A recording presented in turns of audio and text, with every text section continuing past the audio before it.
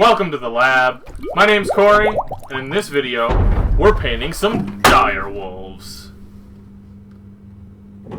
I knew I was in a little bit of a crunch time this week, so I picked something that I already actually had started. I loved the look of the guys on this box, and so actually a few weeks ago I started putting them together, but I only had like 3 or 4 of them put together. So I was like, you know what, that started. Let me get that off my desk. I want to finish them up and paint them. So that's what I did this week.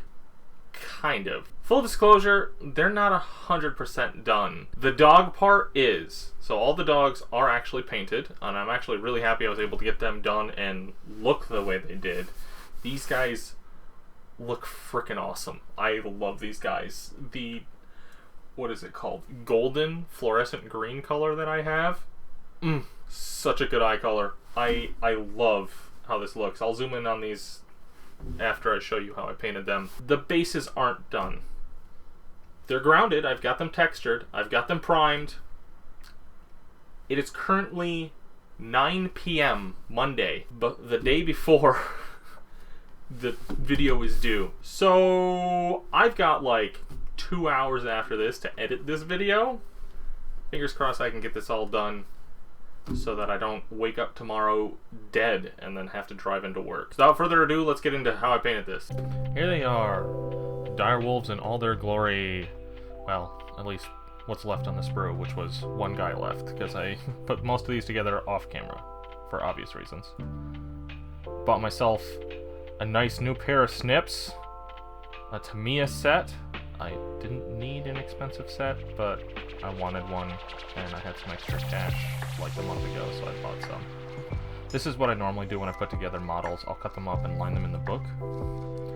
And then here I am, I was just looking at the picture, but I clean off most of the lines with a sanding stick because it goes a lot faster. I've recently started doing it just with a stick and then going back to the X-Acto knife for the big chunks to get it out of the way and then smoothing it back over with a stick.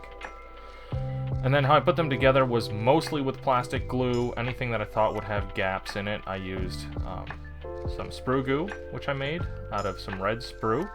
And then after I pushed the pieces together with it, or here you see me putting it on the base, I smoothed it out with the plastic glue again because that just gave it a nice smoothed look without having to sand it, which is what I originally started doing with sprue goo.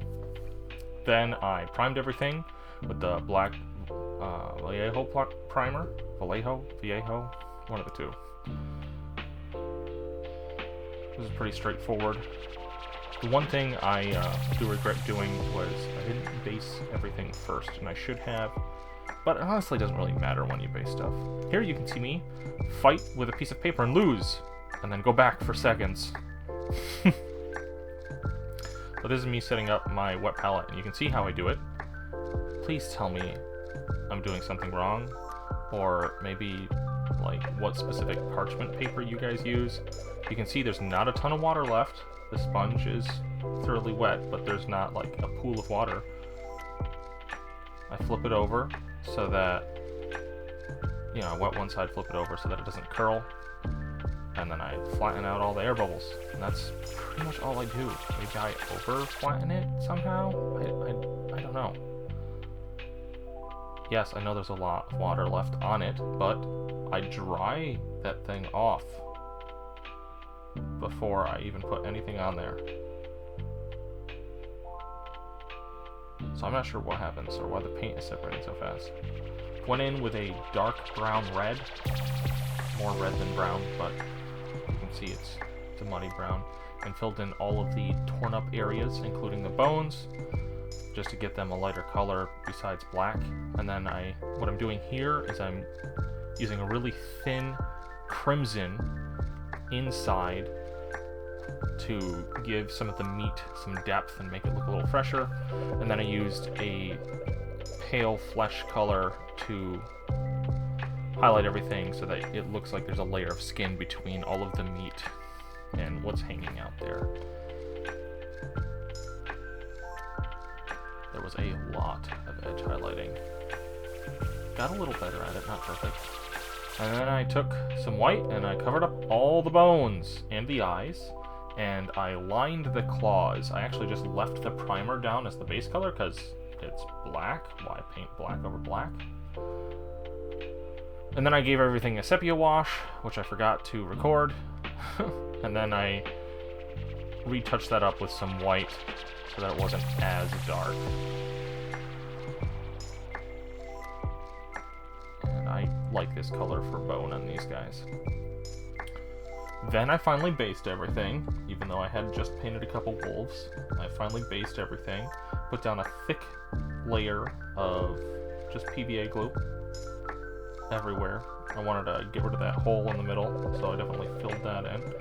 And then I just sprinkled on a bunch of sand to make it look like they were standing in ground, earth, mud, whatever, running around out in the wild. I'm planning on painting it to look like mud when I finally do get around to it. Cleaned up the edges, and then I let that dry overnight, and then I have a bottle of leftover PVA glue, which I keep with a lot of water in it, so it's very liquidy here, you can see. Just tilting it makes stuff fall out, so I don't even have to squeeze the bottle.